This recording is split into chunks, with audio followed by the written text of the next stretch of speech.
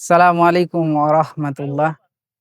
রাজশাহী টি বাঁধে ঘুরতে আসলে অবশ্যই এখান থেকে যে নৌকা রাইড বা বোট রাইড হয়, রাজশাহীর এই পাশটাতে যদি আমরা দেখাই, তাহলে একদম এই পাশটাতে ইন্ডিয়া, অর্থাৎ এই নদীর অপর প্রান্তেই ইন্ডিয়া অবস্থিত।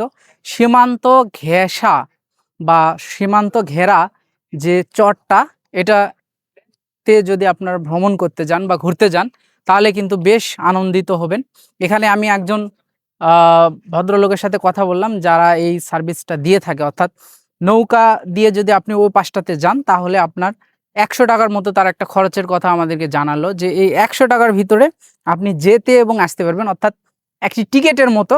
যাবার সময় ৫০, আসার সময় এই ৫০, অর্থাৎ এই ১০০ টাকা খরচা করলে ওই পাশে যে উনি বললেন যে মোটরসাইকেল আছে বা যানবাহন আছে, আপনি এই চরে যেয়ে ঘুরে একটা নির্দিষ্ট সময়সীমা বললেন, যেটা হচ্ছে সন্ধ্যা ৭টার মধ্যে আপনাকে কিন্তু যেহেতু সীমান্ত এলাকা আর বাংলাদেশ ভারত একটা সীমান্ত, তাই সন্ধ্যা ৭টা পর্যন্ত ম্যাক্সিমাম আপনি সেখানে থাকতে পারবেন। এরপর আপনাকে কিন্তু চলে আসতে হবে। তো রাজশাহীতে যদি কখনো ঘুরতে আসেন, অবশ্যই টি বাদে আসবেন। এখানে মনোরম পরিবেশ।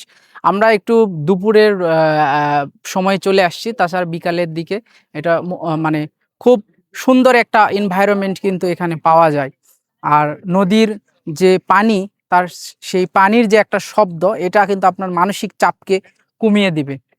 তো অবশ্যই রাজশাহীর এই টি বাদে ভ্রমণ করবেন। ভিডিওটি ভালো লাগলে অবশ্যই চ্যানেলটি সাবস্ক্রাইব, লাইক, কমেন্ট, শেয়ার করতে ভুলবেন না।